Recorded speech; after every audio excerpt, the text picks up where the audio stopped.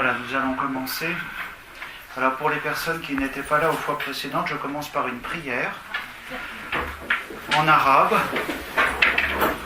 à laquelle vous pouvez vous associer au moins de cœur et que je vous traduirai au fur et à mesure. C'est pas très méchant, de toute façon il y a le signe de croix, une invocation au Saint-Esprit et cette fois-ci ce sera tout simplement le Notre Père. بسم الأب والابن وروح القدس الإله الواحد آمين. هلم أيها روح القدس وأرسل من السماء شعاع نورك. Ce qui signifie viens Esprit Saint et envoie du ciel un rayon de ta lumière. أبانا الذي في السماوات ليتقدس اسمك لياتي ملكوتك لتكن مشيئتك كما في السماء كذلك على الأرض أعطنا خبزنا كفاف يومنا واغفر لنا خطايانا كما نحن نغفر لمن خطئ إلينا ولا تدخلنا في التجارب لكن نجنا من الشرير آمين. بسم الأب والابن وروح القدس الإله الواحد آمين. اجلسوا من فضلكم.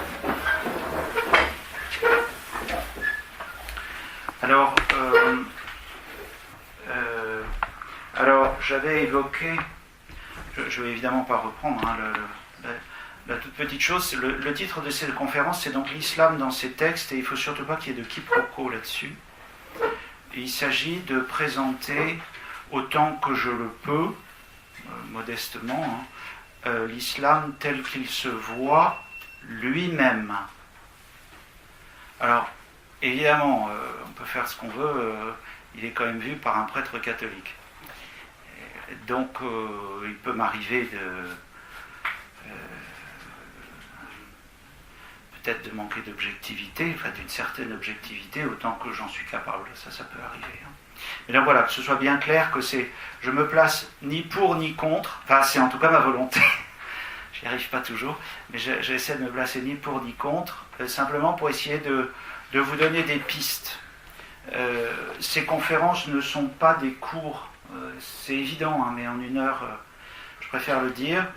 Et c'est la raison pour laquelle j'ai insisté sur la bibliographie plusieurs fois et je vais ajouter quelques petites choses. Je n'avais pas évoqué sur Internet, vous ne trouverez pas, j'avais juste parlé du Père Jaumier, les cahiers évangiles numéro 48, qui est possiblement épuisé, mais enfin le Père Jaumier c'est très très bon et très très fiable. Pour connaître l'islam, c'est toujours du Père Jaumier, c'est très très bon. Alors ça, ce sont des choses qui sont un peu faciles à aborder. Parce que si j'ai commencé par une prière en arabe, c'était d'abord pour vous montrer qu'on peut être chrétien et prier en arabe. L'arabe, c'est pas la langue des musulmans. Il y a longtemps que ça ne l'est pas, et que ça ne l'est plus, et que ça ne l'a jamais été, de toute façon.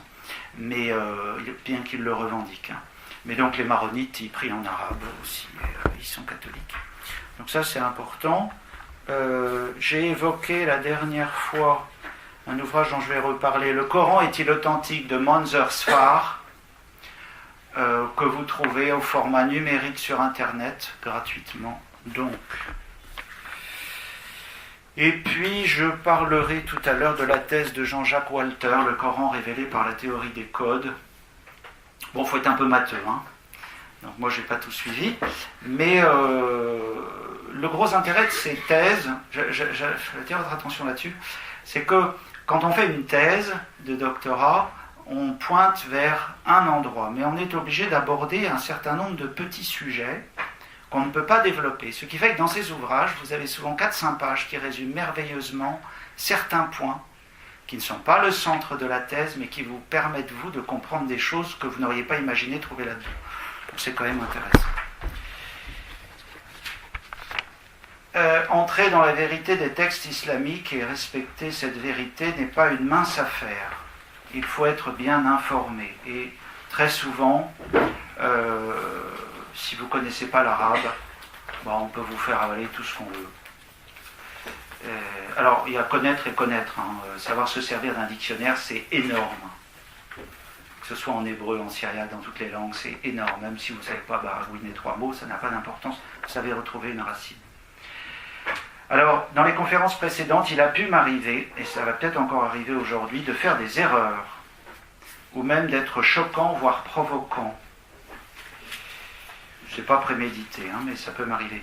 Ceci ne doit pas vous étonner, puisque l'objet de ces conférences est vraiment d'ouvrir des pistes. Un mot peut vous permettre de trouver votre porte d'entrée. La dernière fois, j'avais dit que Aïssa, c'était pas Jésus. Et il y a quelqu'un qui a ouvert des grands yeux en se disant « Ah bon ben oui, celui qu'on dit être Jésus dans le Coran, c'est pas le Jésus des chrétiens. » quoi. Bon. Alors ça peut vous permettre de vous dire comment quoi.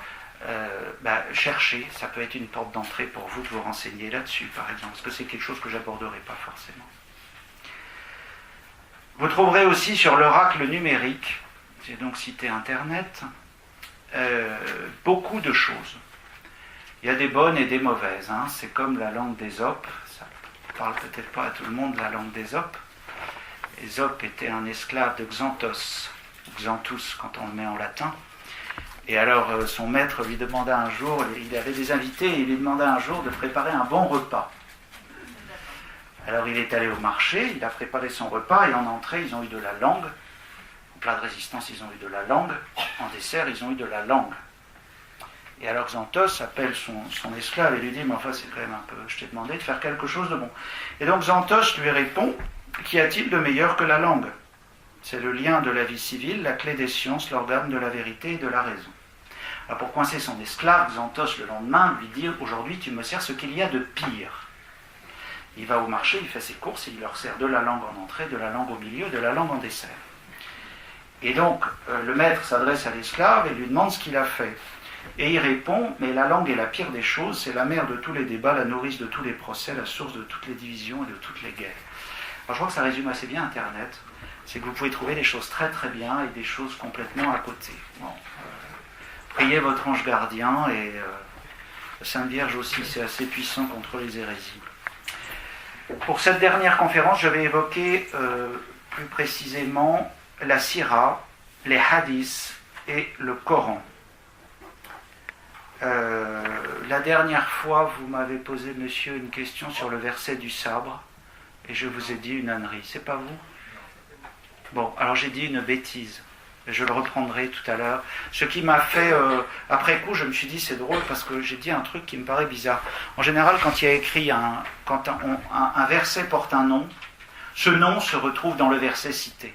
Et là, c'était pas du tout le cas. Donc je me suis trompé, mais j'en parlerai tout à l'heure.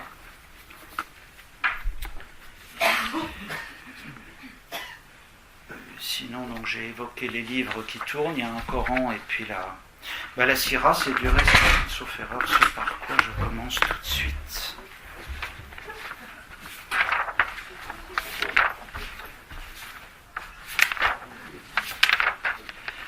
Donc la Sira,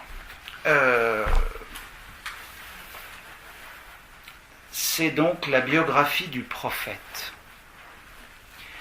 Alors, le titre exact de cette affaire commence par l'auteur présumé de cette sira, Ibn Ishaq Muhammad. Introduction et note par Abdurrahman Badawi. Badawi est le traducteur en français. Donc ce que vous avez là qui se promène, c'est en français. C'est assez mal traduit en français. Je veux dire, c'est du... au début, je croyais que c'était mal traduit de l'arabe. Ça, je ne suis pas capable d'en juger. Mais par contre, en français, on voit bien que c'est pas fluent, quoi. Mais on comprend très bien, ça ne pose pas de difficulté. Alors, la sira n'est pas à confondre avec la sirat. Ça, c'est la sira. Alors, vous voyez, ça se transcrit par un S dans les deux cas. C'est l'exemple de ce que je disais tout à l'heure. C'est que si vous ne connaissez pas l'arabe, ça, c'est un S. Croyez sur parole.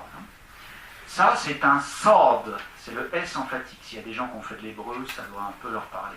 Bien. Donc ça veut dire la biographie, ça veut dire le chemin. Mais vu de loin, avec ou sans brouillard, vous avez l'impression que c'est un peu la même chose quand on vous le prononce. Donc faites attention, c'est pas pareil. Donc la sira, c'est donc la biographie du prophète. Ça relate les actes du prophète. Tout ce qu'il aurait fait. Voici ce que l'on peut lire sur le site de l'éditeur Al-Buraq, qui est le producteur de l'ouvrage. Le tome 1 traite de la généalogie du prophète, on va y revenir, de sa naissance, de sa vie, de la première communauté musulmane à la Mecque, de l'émigration, l'Hégire, j'ai évoqué ça dans la deuxième conférence, à Médine, et jusqu'à la bataille de Badr. Le tome 2 nous renseigne sur les campagnes, l'expédition des musulmans, sur la conquête de la Mecque. La conquête, c'est déjà un parti pris, parce qu'il est rentré sans coup férir à la Mecque. Il y avait une armistice. Ainsi que sur d'autres villes qui ont donc été prises par Mohammed et ses fidèles, sur le pèlerinage d'adieu du prophète, son dernier discours, ses recommandations, ses épouses, son décès, son enterrement. Et, dit l'auteur, cet ouvrage fournit des renseignements de premier ordre sur la vie de l'envoyé de Dieu, Rasul Allah en arabe, et permettra de mieux comprendre comment et dans quel contexte la religion musulmane est née. Alors quelqu'un avec qui j'échangeais par email récemment me disait, vous savez, la Sira, il faut vraiment laisser de côté. C'est des fioretti. Donc je reprécise, le titre de ces conférences, c'est vraiment l'islam dans ces textes. Si vous voulez comprendre ce que croit un musulman, il faut rentrer dans cette Sira. Sinon, que vous y croyez ou pas, il faut savoir que pour lui, c'est comme ça que ça fonctionne.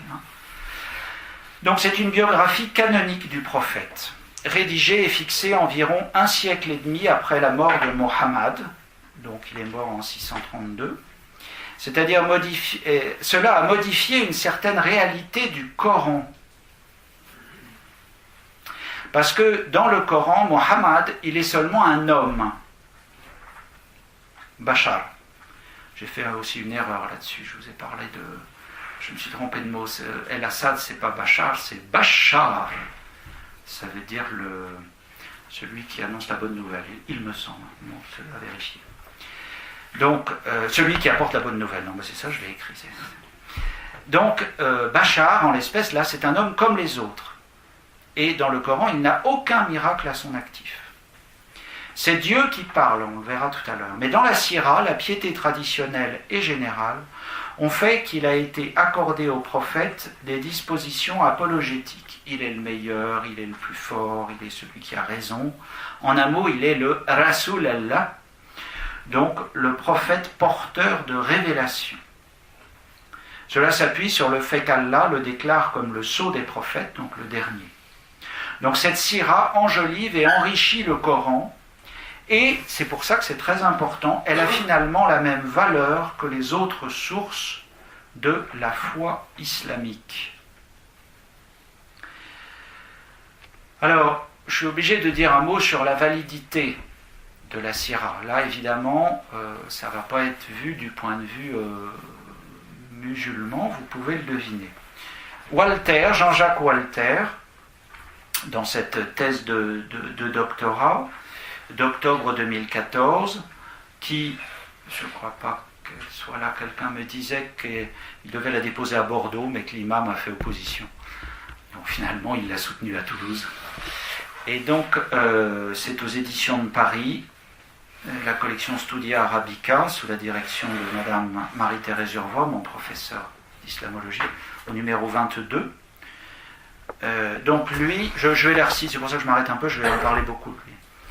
Il mentionne une difficulté relative à la fiabilité concernant l'histoire officielle du premier islam. Tous les documents musulmans, alors ça c'est quand même historique, c'est scientifique ce que je vais vous dire, c'est pas un avis. Tous les documents musulmans racontant l'histoire des 2 premiers siècles de l'islam ont disparu. La datation des très rares documents des 7e et 8e siècles présentés par les érudits musulmans est incertaine, dit-il. Les experts occidentaux estiment qu'en fait, ces documents prétendument du 7e et du 8e datent tous du 9e siècle. Les musulmans affirment que les guerres civiles et les violences sont responsables de ces disparitions.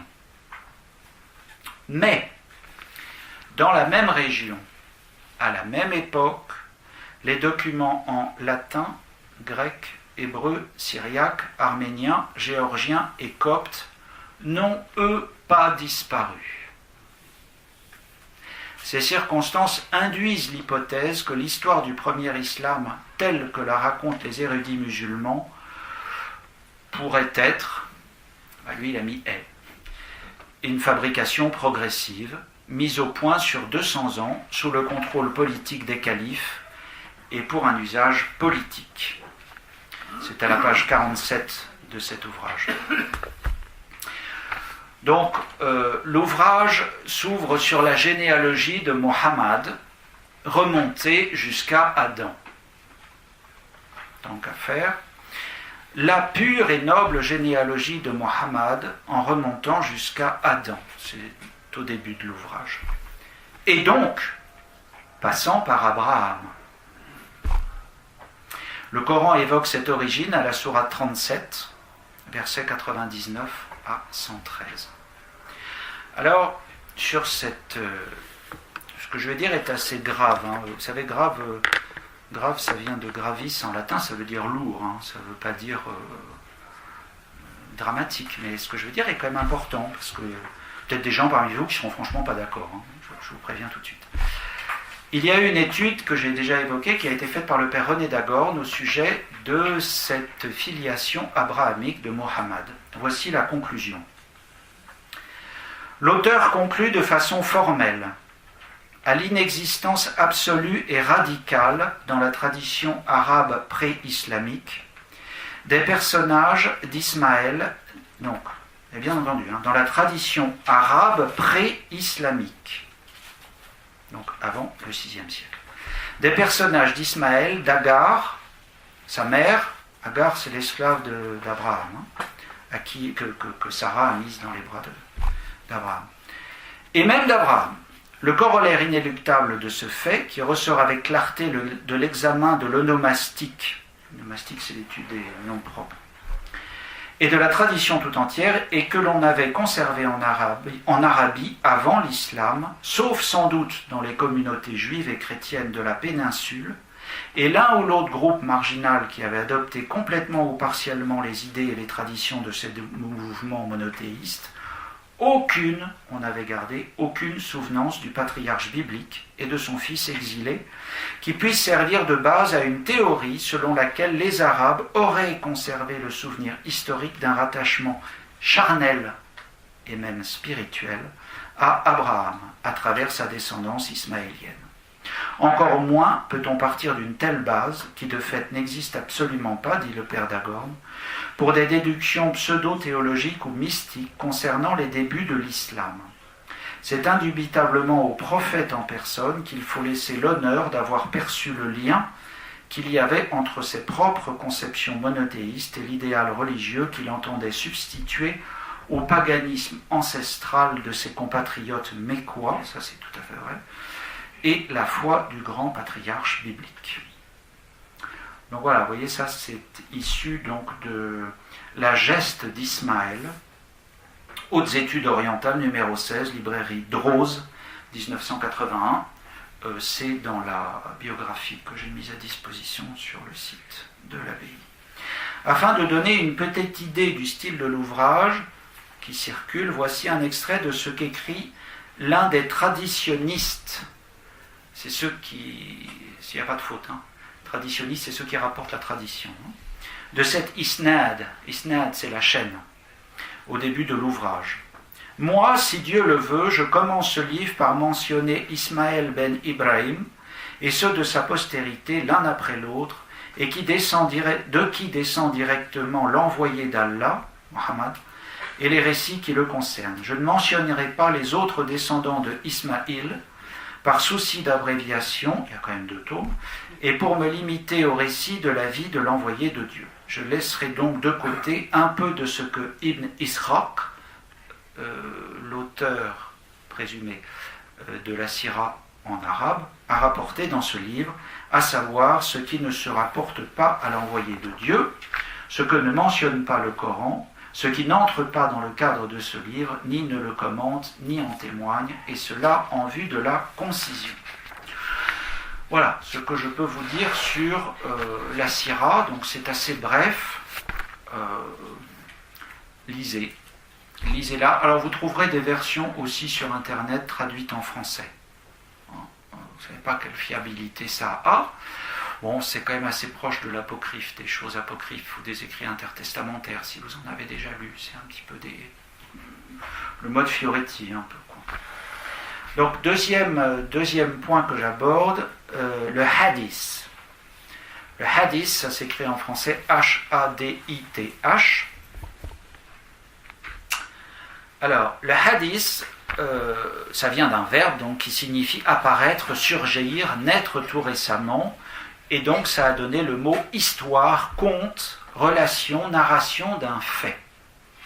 Alors ici, je reporte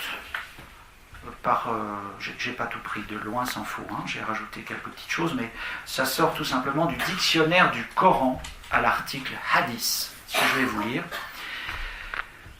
Article qui est fait en l'espèce par Madame Urvois. Il s'agit du propos. Hadith, c'est un propos, par excellence, à savoir celui qui renvoie à l'exemple du prophète.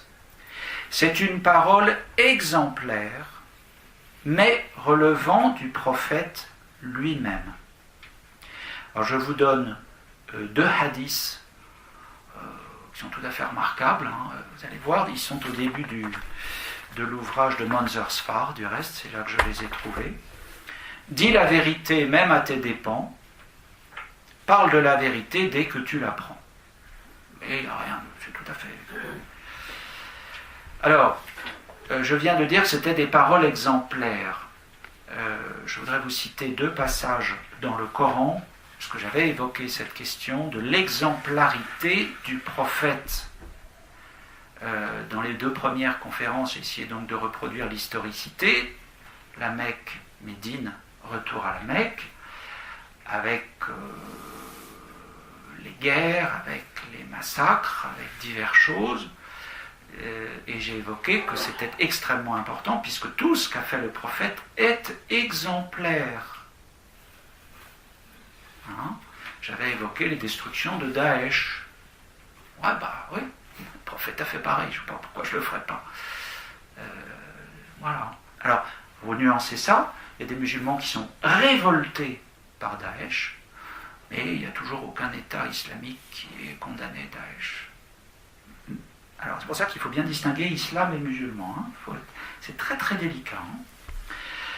Dans la sourate des femmes, donc 4,59, « Ô vous qui croyez, obéissez à Allah, obéissez à l'apôtre et à ceux d'entre vous détenant l'autorité.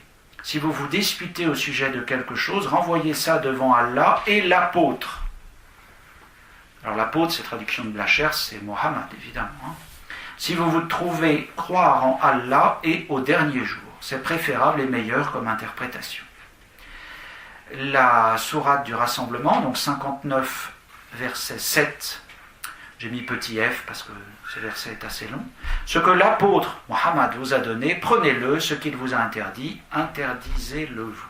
Donc c'est clair, hein, faites comme le prophète, il n'y a pas de problème. Il faut distinguer le hadith du Coran. La sélection entre ce qui est du Coran et ce qui est du hadith ne se fait que progressivement et selon un critère seulement formel. Le hadith, écrit Prémar, Alfred Louis de Prémar, est un récit ou un propos, qu'il soit au nom de Mahomet, plus exactement la même chose que ce que je vous disais tout à l'heure. Voyez. Le Coran est une récitation. En ce sens originel, le Coran est un ensemble de hadiths sélectionnés pour la récitation publique et qui est destiné à représenter le livre de Dieu. La constitution d'un Coran semble avoir consisté pour une grande part en cette composition sélective. Donc l'hypothèse qui était mise ici, ce serait qu'en fait le Coran serait issu de tout un tas de paroles du prophète qu'on a récupérées. D'où la formule qui se trouve presque identique dans le Coran, en 39-23, et dans le plus célèbre recueil de tradition, celui de Bukhari, du nom de son auteur, Mohammed al-Bukhari.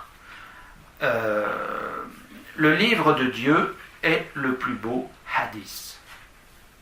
Donc le Coran, entendu, hein, le livre de Dieu, ça veut dire le Coran. Alors, tradition orale, point d'interrogation. Pas plus que le hadith, pas plus pour le hadith que pour le Coran, nous ne sommes donc dans un monde de pure oralité, comme on l'a toujours cru. Mais la frontière entre les deux reste très floue. Tout en se présentant toujours comme le résultat d'une transmission orale, la fameuse chaîne dont j'ai parlé tout à l'heure, isnad, le terme hadith englobe finalement non seulement des paroles du prophète rapportées par un auditeur, mais aussi quand même des actes. Pas sur le même ton que la sira, qui va être vraiment la biographie du prophète. Et même des approbations silencieuses. Autrement dit, des paroles ou des actes d'autrui ayant eu lieu en sa présence sans qu'il s'y opposât. Ce qui les valorise. Qui ne dit mot consent, dit-on en français, c'est un peu une analogie. Dans la mesure où ces récits ont un caractère normatif, ils constituent l'ensemble de la sunna, qui a donné sunnite. Donc un mot sur la sunna. Ce terme qui existait déjà avant l'islam désignait alors la décision prise par un arbitre à l'occasion d'un litige. Décision qui avait tellement plu qu'elle était transmise pour la postérité. On parlait alors de la sunna de un tel. Dans la période médinoise de la vie de Mahomet, donc deuxième période, lors de laquelle il a eu à arbitrer nombre de litiges, le Coran lui-même dans les versets 60 et 65 à 65 de la sourate 4 revendique ce rôle, ces décisions sont ainsi passées dans le lot des choses mémorables. Progressivement, l'autorité du prophète a occulté toute autre autorité, et on en est venu à parler non pas de la sunna de Mahomet, mais de la sunna tout court.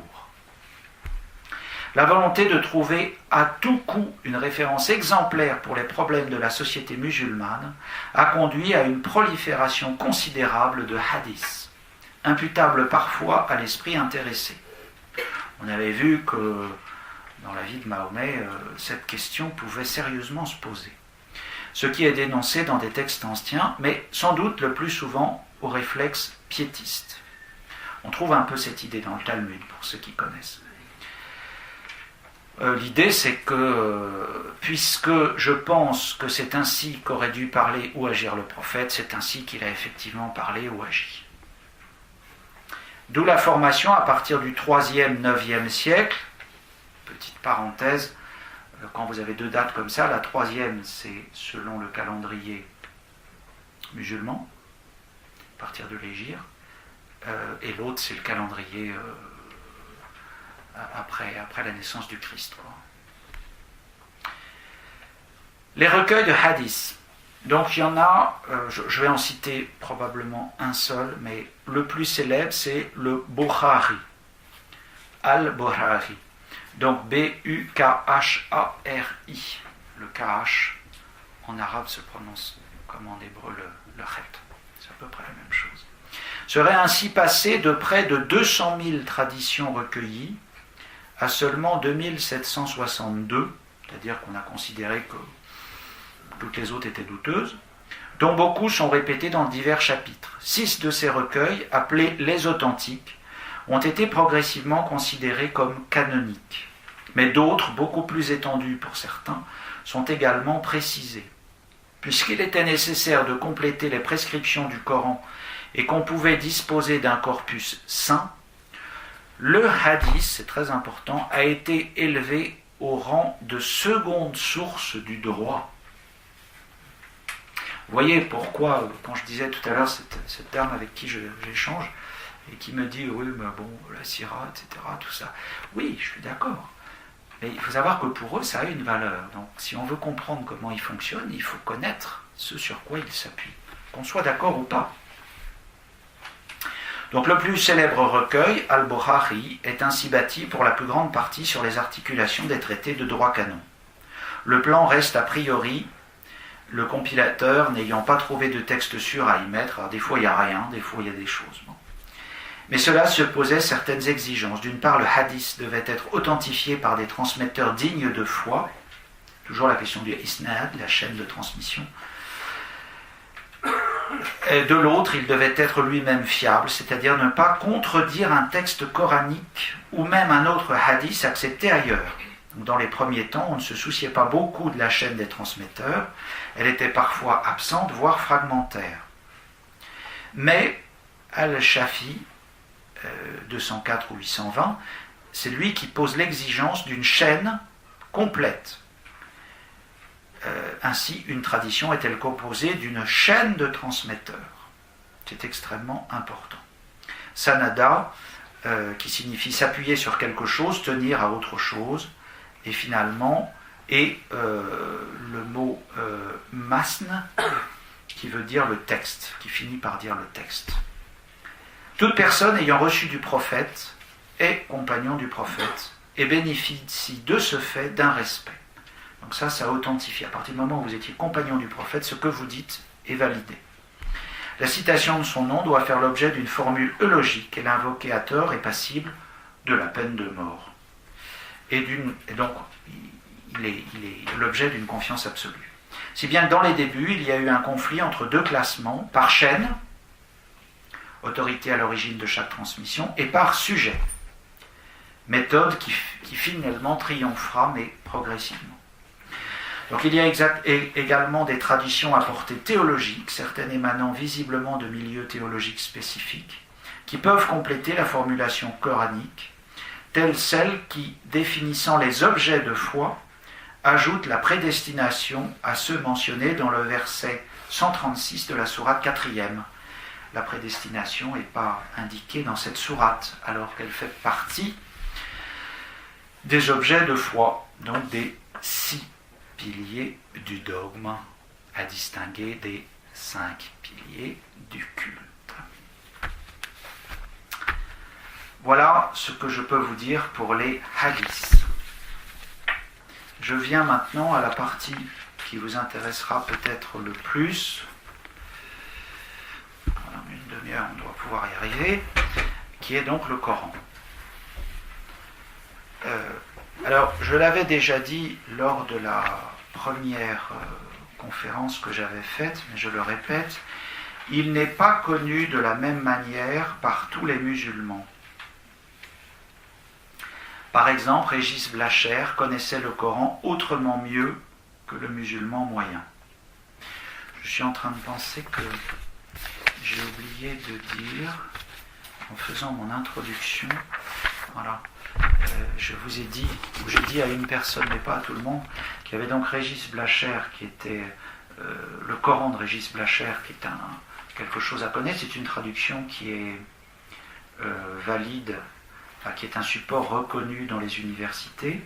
Vous le trouvez difficilement, sauf si vous avez de la chance, en format papier. Par contre, si vous savez le chercher sur Internet, vous tapez Coran Blacher et vous tombez sur un site qui s'appelle Le Noble Coran. Il est en téléchargement gratuit au format PDF. La licéité me paraît douteuse, mais enfin, si ça vient de là, ça doit être halal. Et l'autre chose, c'est celui de... Denise Masson, qui est de 1969. Alors là, c'est pareil, vous tapez Coran Masson, vous tombez sur le même site et vous pouvez le télécharger. C'est au format PDF, il n'y a pas eu d'OCR fait dessus pour ceux auxquels ça parle. Ça veut dire qu'on ne peut pas sélectionner une phrase, mais vous le mettez sur une tablette, vous le mettez sur un ordinateur, vous pouvez même l'imprimer si vous voulez, enfin 600 pages, il faut réfléchir. Mais en tout cas, ça vous permet d'avoir une version bien traduite. Masson ou Blacher. Excusez-moi, mais j'avais oublié de le mentionner. Donc je vous disais que Blacher ou des gens qui ont étudié le Coran le connaissent mieux que des musulmans. Pas nécessaire pour un musulman de comprendre l'arabe, il suffit qu'il répète. La parole est performative. On l'a dit, ça marche. La connaissance du texte est limitée donc à une catégorie. Certes, chaque musulman interprète, mais pas n'importe comment. Et précisément, les versets spirituels ont la même valeur que ceux dont s'inspirent les djihadistes. Voilà. Alors vous pouvez prononcer djihad si ça vous fait plaisir. Ça vient des Français, il paraît, cette prononciation. Parce qu'il n'y a pas de dje, c'est G. Enfin, en Maghreb, aussi on dit dji. Enfin bon, bref. C'est la même chose. Il faut distinguer donc cette nuance extraordinaire qui existe dans le terme interprétation. Et c'est pas peu dire. Le Coran est un texte intéressant du point de vue de la connaissance de l'islam, mais comme on l'a vu, ça n'est pas le seul. La sira, les hadiths sont très importants. Et d'autant que pour comprendre le Coran, le musulman, il est renvoyé à la sira et aux hadiths. Et il n'a pas à aller voir ailleurs. Et s'il a envie d'aller voir ailleurs, eh bien, il ne va pas voir ailleurs. La boucle est bouclée. Vous voyez, une chose qui est curieuse, dans le Coran, vous lisez que les écritures d'avant, il faut croire, c'est dans les piliers du dogme, hein. On croit aux écritures d'avant, antérieures, fait référence aux juifs et à des chrétiens, ou des hérétiques nazaréens, enfin bon, en tout cas. Mais curieusement, le musulman n'a pas le droit d'acheter de Bible ni de la lire. C'est curieux pour le moins, quoi. Donc c'est un livre qui est sacré, mais aussi sacralisé. Là, vous le touchez sans vous être lavé les mains, hein. Ah oui, il fallait se laver les mains avant de le toucher. Bon, rassurez-vous, j'ai fait comme vous. Donc il est composé, il contient 114 sourates. Sourate, ça veut dire rang, signe, marque et finalement chapitre. Mécoise et médinoise, ce qui fait 6236 versets. Et notez bien que pour tout croyant, alors attention, hein, croyant c'est mu'min. À moins qu'il y ait un musulman dans la salle, ça ne vous concerne pas. Le croyant, c'est celui qui croit en Dieu et en son prophète. Hein. Donc, je finis ma phrase, pour tout croyant, le Coran ne peut être approché comme un texte historique. Pas. L'origine du mot. Le mot Coran, Qur'an, est un terme qui se compose de 4 lettres. Alors vous les entendez peut-être pas forcément. Le mot est écrit ici. Il y en a au moins 4. Oui, puis alors vu comme ça ne va pas être possible. Donc, Qur'an, il y a un Qa, un Ra, un E et un Nun. Cette affaire-là, qu'on transcrit par une apostrophe, quand on transcrit l'arabe, c'est expliqué dans les grammaires arabes, c'est jamais très simple. Enfin, moi j'ai trouvé un truc que pour des Français, je pense que ça paraît, vous allez comprendre. Si je dis voici des hommes, vous avez une liaison obligatoire entre des et homme. Et bien forcez-vous à ne pas faire la liaison. Et vous ferez un hamza. Voici des hommes. Voilà, c'est ça un hamza. C'est une attaque, c'est... Donc ça fait quand même 4 lettres, mine de rien. Alors, eux, ils vous disent que ça vient du verbe qara'a, qui signifie dire. Sauf que le noun, il n'existe pas en finale de nom en arabe. Ça n'existe pas. Alors, l'hypothèse la plus sérieuse, c'est que ça vienne du syriaque.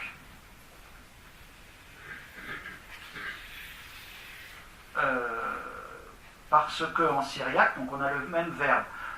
L'arabe vient du syriaque. Hein. Je sais pas, sachez-le quand même. Quoi. Bien qu'il ait été créé par Dieu il y a je ne sais plus combien de siècles, enfin bon, ça c'est dans la Syrah, mais voilà. Donc l'arabe vient du syriaque. Donc, Qara'a, les noms en syriaque, on les forme en rajoutant na. Vous avez peut-être entendu déjà Abouna, par exemple, c'est des repères. Alors, ça viendrait donc du syriaque, on ne voit pas d'où ça peut venir d'autre, du mot Kuriana. Je l'ai transcrit en hébreu, c'est pas un mot hébreu, hein, mais s'il y a des gens qui font de l'hébreu, ils comprendront ça c'est pas sûr. Ça n'existe pas en hébreu, hein, je l'ai juste transcrit de syriaque en hébreu.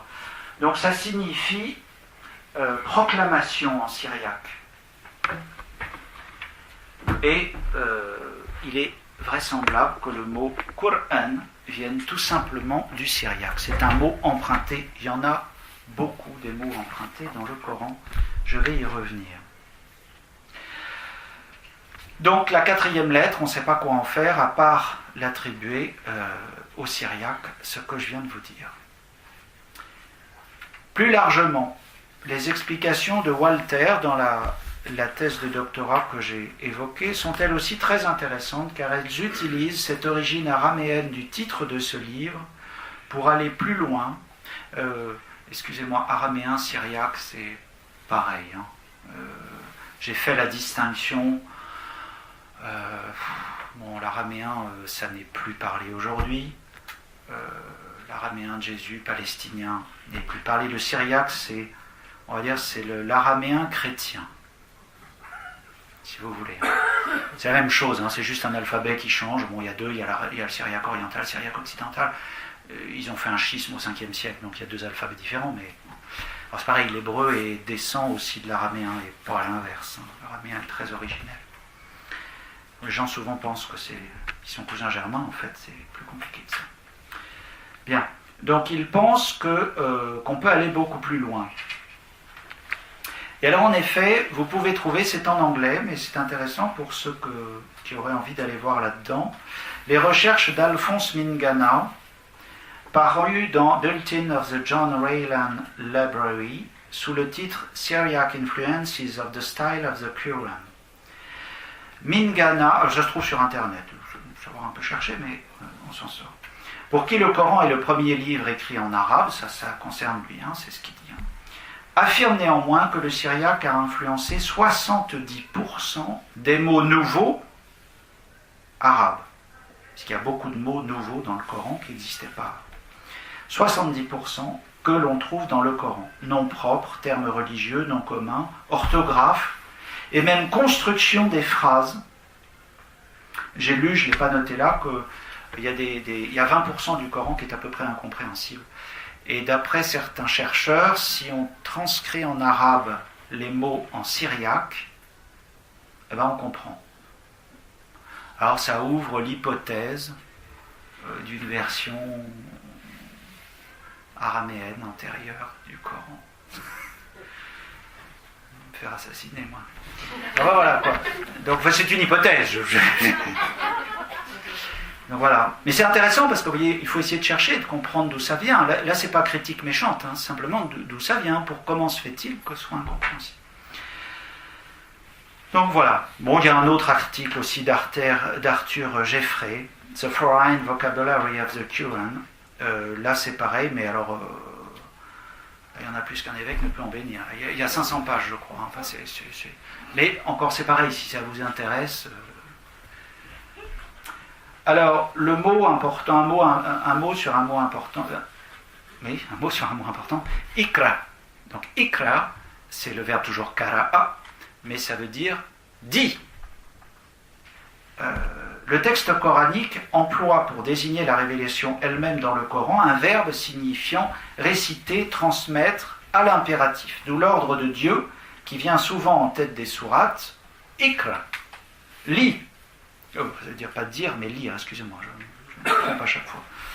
Transmet oralement, récite. Il y a donc une idée générale de présentation vocale. Le Coran est d'abord vocal. Quand vous entendez chanter le Coran, et quand vous entendez l'Évangile chanté en arabe avec les mélodies coraniques, c'est au moins aussi bien. Après, ça n'a pas très bonne presse, mais on trouve ça aussi sur Internet. Puis il y a des gens que ça agace parce qu'ils reconnaissent les mélodies du Coran. Bon, c'est vrai, mais ça reste très beau. Car il appartient au tout début à une société orale. Les premiers musulmans apprenaient par cœur l'ensemble du texte coranique. Bon, soit dit en passant, c'est pas propre aux musulmans, hein. Transmission orale,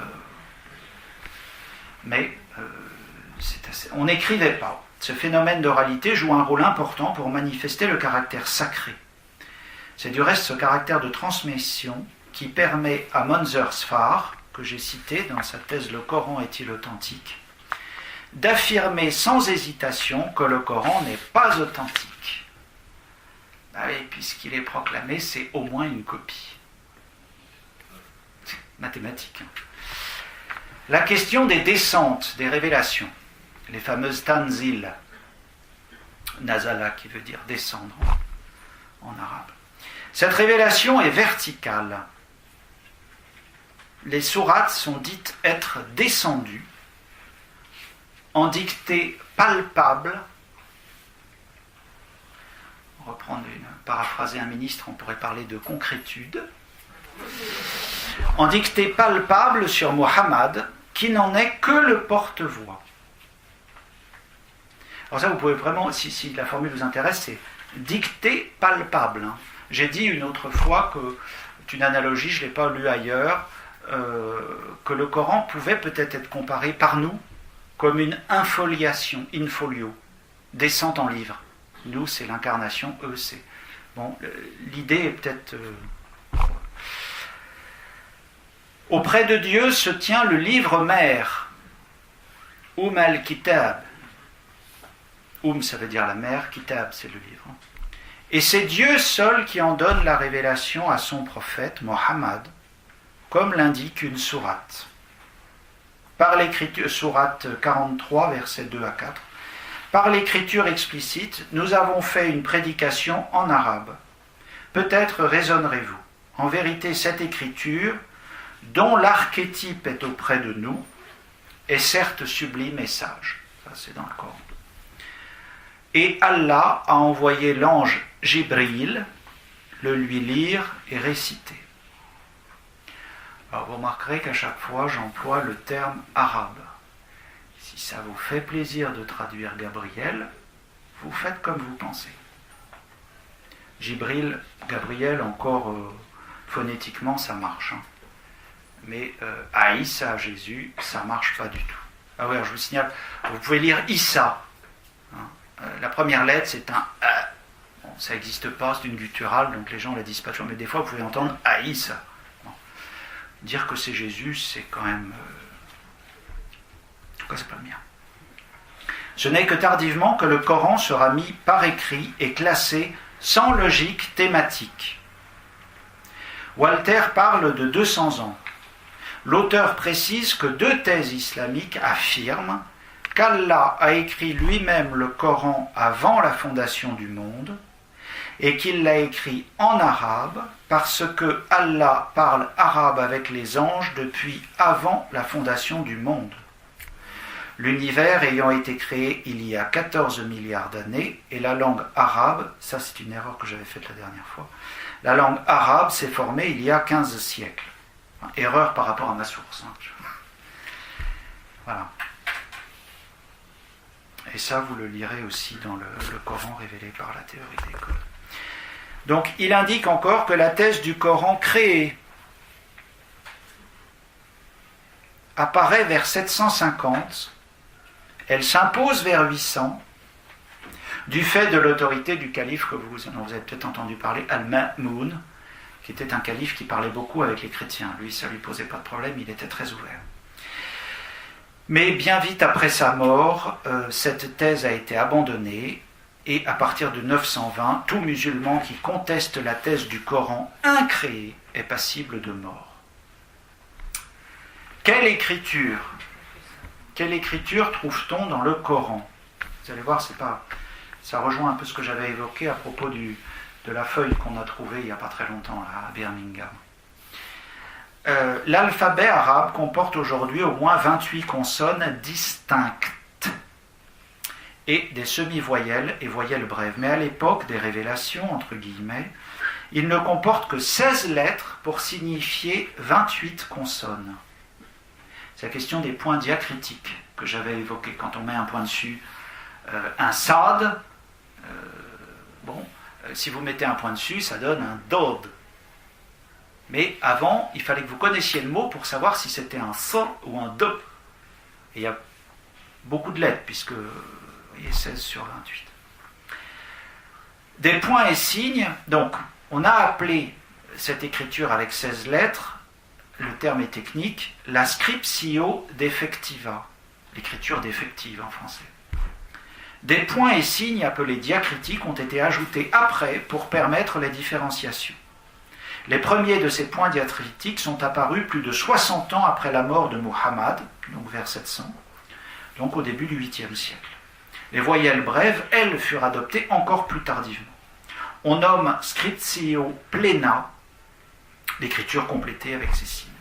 Ceci explique que les mots aient pu être compris de manière différente et donc interprétés différemment. On a le même problème, entre parenthèses, avec l'hébreu.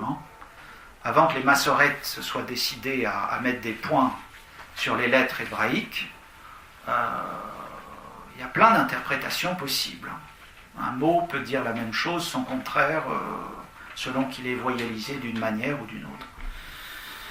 C'est délicat. Ceci explique donc que les mots aient pu prendre des sens différents. Ainsi, le Coran comporte des parties non pas seulement obscures, mais encore incompréhensibles, 20% du texte. L'édition du Caire, en 1923, est le fruit d'un consensus de plus de 1000 ans entre érudits musulmans. On peut lire un exemple de conjecture avec le mot « hur », qui a donné les fameuses houris, à la page 81 de l'ouvrage de Walter. Le mot « hur », qui signifie en arabe « blanc »,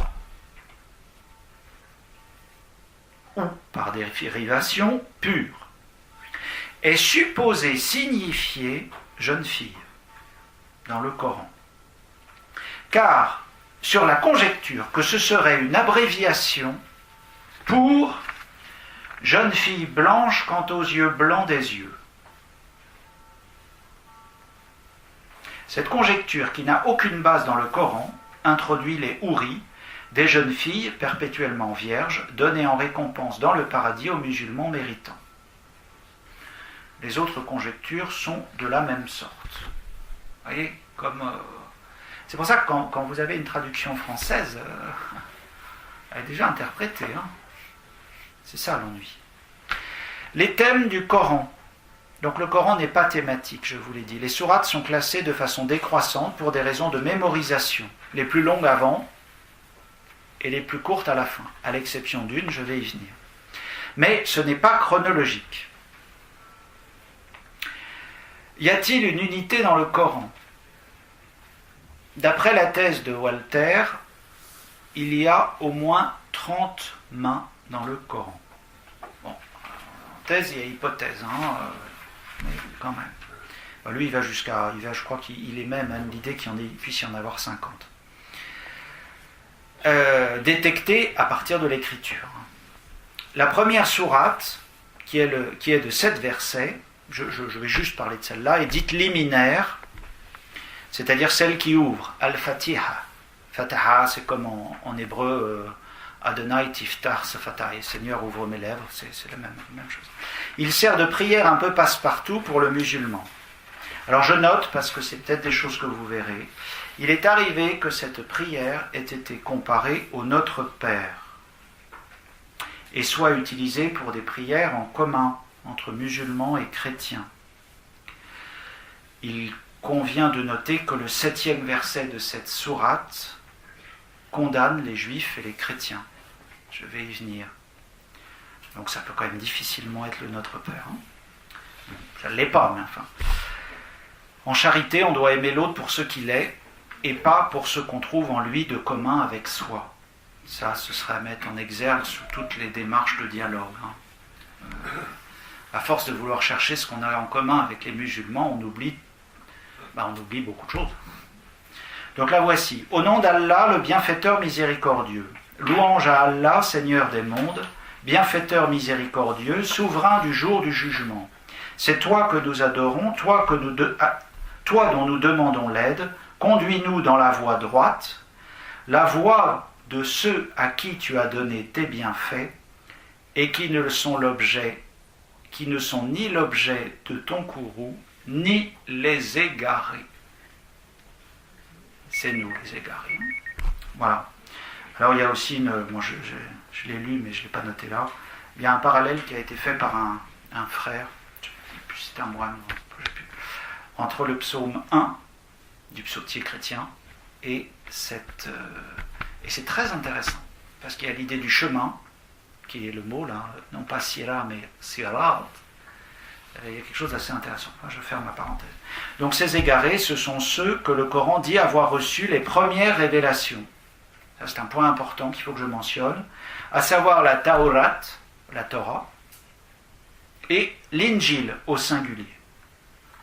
Car Moussa, Moïse, et le Jésus coranique, Aïssa, sont censés avoir reçu une révélation de la même manière que Mohammed. Donc ça veut dire que pour un musulman, il croit a priori que Jésus a reçu, que Aïssa, excusez-moi, a reçu quelque chose directement du ciel. Et l'a mis par écrit. C'est normal parce que Jésus n'a rien écrit. Enfin bon. Vous voyez, quand on dit qu'Aïssa et Jésus, c'est le même. Bon. Alors Moussa, sur la montagne, il a reçu quelque chose écrit de la main de Dieu. Ça, on a ça dans nos lectures. Hein. Donc on voit la comparaison qu'il peut faire. Mais... Donc Munzer Sfar, dans son ouvrage « Le Coran est-il authentique ?», écrit au sujet de cette sourate. La plus importante sourate du Coran, la Fatiha, n'a pas échappé elle aussi à cette incertitude. De quoi s'agit-il ? L'auteur fait ici allusion aux problèmes liés à l'oralité que j'ai évoqué tout à l'heure. Ainsi, au verset 1, l'orthographe du mot sirat, le chemin, varie d'un manuscrit à l'autre, et parfois il y a écrit zirat, avec un Z. Et là, on s'aperçoit que il y a ce problème de transmission qui est que... Alors ça doit vouloir dire aussi chemin, mais le mot finalement on ne savait pas l'écrire. Ce sont des gens de langue orale qui ont essayé de mettre phonétiquement à peu près ce qu'ils entendaient à partir des lettres qu'ils connaissaient. Un petit mot sur abrogeant, abrogé. Il ne me reste pas longtemps, je vais aller un peu vite, mais je voudrais quand même essayer de vous lire ça. Les sourates ont été tardivement classées en sourates mécoises et sourates médinoises. Cette distinction ne repose, selon Walter, sur aucune tradition historique. À la page 26 de cet ouvrage. Ce sont les grammairiens perses, on est en persan déjà, hein, vous voyez l'arabe et l'islam, on est en persan, c'est pas de l'arabe le persan. Ferme ma parenthèse. Les grammairiens perses qui ont effectué l'attribution soit à la Mecque, soit à Médite, sur l'hypothèse que les thèmes mécois et médinois sont différents. En théorie, les premières sont les plus anciennes, si bien que les sourates plus récentes, dites médinoises, peuvent les abroger, comme Allah le précise lui-même dans le Coran. Sourate 2, verset 100. Dès que nous abrogeons une ayah, un signe, ou un verset, ou la faisons oublier, parce qu'il arrive à Dieu de faire oublier à Mohammed des choses. Nous en apportons une meilleure ou une semblable. Ne sais-tu point qu'Allah sur toute chose est omnipotent. Dirait l'autre, ça calme. De plus, le Coran affirme à la sourate 13, Allah efface et confirme ce qu'il veut, et auprès de lui est l'archétype de l'écriture, je l'ai déjà évoqué. Cette phrase à elle seule plonge dans un certain étonnement. Si l'archétype de l'écriture est auprès de Dieu, écrite par lui, pourquoi Allah la corrige-t-il au fur et à mesure ? Allah ne serait-ce trompé ? C'est quand même curieux. Ça. Alors là, ils vous répondent, Allah alam. Dieu est celui qui sait. Ben oui. L'affirmation d'une distinction des sourates entre mécoises et médinoises permet de justifier le concept d'abrogation qui fut introduit par des théologiens musulmans afin de lever les contradictions liées à la scriptio defectiva évoquée plus haut. Alors je vous donne un exemple d'abrogeant et d'abrogé, ce qui me permettra de corriger ce que j'ai dit la dernière fois. Vous avez le fameux verset de l'amitié, sourate 5, versets 82-83. Tu trouveras certes que les gens les plus hostiles à ceux qui croient sont les juifs et les associateurs. Les associateurs, c'est nous. Hein. Parce que nous, on a une trinité un peu bizarre. Dans la deuxième conférence, j'évoque ça. Je ne peux pas le faire maintenant, je vais être en retard. Et tu trouveras que les gens les plus proches de ceux qui croient par l'amitié sont ceux qui disent « Nous sommes nazaréens ». Blacher a écrit chrétien.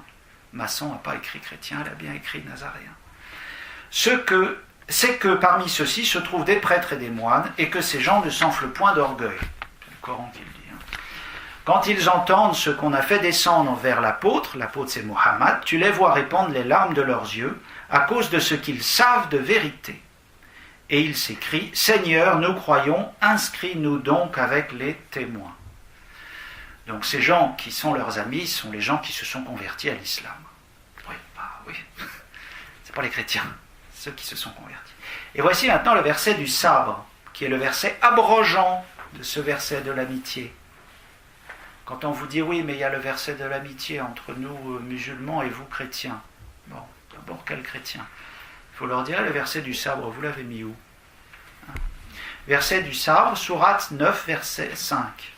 Quand les mois sacrés seront expirés, tuez les infidèles quelque part que vous les trouviez. Prenez-les, assiégez-les, dressez pour eux des embuscades. S'ils reviennent de leurs erreurs, s'ils font la prière et donnent l'aumône, le zakat, laissez-leur le champ libre. Allah est absoluteur et miséricordieux. Donc soit ils se convertissent, soit on les égouille. Ça c'est clair. Donc il y a quand même un certain opportunisme de l'abrogeant et de l'abrogé. Voilà ce qu'écrit Walter. L'état d'esprit qui régnait chez les musulmans dans la seconde moitié du 8e siècle et ensuite est indiqué par l'invention d'une justification théologique des guerres d'invasion. Les juristes au service des califes ont formé une nouvelle théorie religieuse selon laquelle le monde est fait de deux parties. La première, la maison de la soumission, Dar al-Islam, la maison de l'islam, qui est la partie du monde envahie par les armées musulmanes. La population y sont soumises à la charia par la force. Le reste du monde forme la maison de la guerre, Dar al-Harb. C'est chez nous ça, hein, entre autres. La guerre contre cette partie du monde est une obligation religieuse musulmane qui ne peut être interrompue que par des trêves d'une durée maximale de 10 ans, confère encore une fois la trêve de la Mecque faite par Mohammed, qui est exemplaire donc, et seulement si la trêve est à l'avantage des musulmans. La victoire attendue des armées musulmanes contraindra ces populations à entrer dans la soumission islamique. Espérons juste que ce ne soit pas trop prophétique. En guise de conclusion, je vous fais une citation de Monzersfar. Je voudrais achever cette petite présentation par une note très belle et dont on peut rendre grâce à Dieu. Un ex-musulman, docteur en philosophie à la Sorbonne, a produit l'ouvrage intitulé « Le Coran est-il authentique ?» Ce Tunisien, en fait, j'ai dit qu'il avait reçu un coup de couteau pour ça, mais en fait, il était opposant à Ben Ali, donc c'est déjà antérieur. Hein, je me suis trompé. Il me l'a corrigé au téléphone. Il m'a dit non, le coup de couteau, c'était avant. Voici ce qu'il écrit dans sa conclusion. Le Dieu du Coran ne se reconnaîtrait certainement pas dans l'idée que nous nous faisons aujourd'hui de lui 14 siècles après la révélation coranique. Dans son étude, il prend soin d'enfiler pas dire la burqa, mais enfin, d'être musulman. Il prend cette position-là, en tout cas, pour ne pas avoir à trop choquer. En fait, Dieu est loin d'être un être désincarné, abstrait et absolu, comme on se le représente de nos jours. Bien plutôt, à lire le Coran, il ressemble au Dieu d'Abraham et de la Bible, un Dieu vivant, qui est certes sage, mais qui a aussi des moments de colère, des préférences, des désirs et des besoins, à l'image des monarques orientaux. Bref, un Dieu surpassant tous les humains, certes, mais un être à la ressemblance humaine. Alors moi qui essaie d'être un peu optimiste, je me disais que là-dessus, il y a peut-être un chemin à faire pour... Christ avait été humain, était un homme. C'est à ça que je pense. Bon, c'est un peu tiré par les cheveux que j'ai pas, hein, mais, mais c'est un peu cette idée. Pardon ? On peut en dire autant. Je ne comprends pas. Non, mais le Christ, des gens qui sont incroyants diraient le Christ a été humain, et il peut dire aussi que ça peut être tiré par les cheveux. Quelqu'un qui n'y connaît rien. Oui. Moi, Oui, mais je suis tout à fait d'accord avec vous. Bon. Ah non, c'est tout à fait juste. Absolument, quelqu'un qui est extérieur, non, vous avez tout à fait raison. Mais j'ai trouvé en tout cas que ces phrases étaient assez enthousiasmantes pour ma part, en vue de peut-être pouvoir essayer de parler un peu avec eux en leur montrant que ce Dieu qui est si éloigné est peut-être un peu plus proche qu'ils ne le croient. Je ne sais pas si on peut parler de pierre d'attente. L'auteur achève son ouvrage par ces dernières lignes. Le musulman ignore aujourd'hui tout du Coran, comme il ignore tout de Mohammed, en dehors des clichés mythiques qui tiennent lieu de récits historiques. La sacralité dont il entoure le texte coranique l'empêche quasi physiquement de le comprendre et de découvrir qu'il a des sens qui ne sont pas ceux que l'orthodoxie autorise à connaître et qu'il a une histoire que les premiers musulmans ont arrangée à leur façon pour nous empêcher aujourd'hui de mieux le comprendre. Voilà, bon, c'est ce qu'il écrit lui, qui connaît l'islam, qui a quand même vécu là-dedans et qui a été musulman très longtemps. Voilà ce que je voulais essayer de vous dire. Donc ce sont vraiment des portes d'entrée pour vous aider un peu à aller regarder plus loin et vérifier des choses. Je vous remercie de votre attention. Voilà, je vous remercie.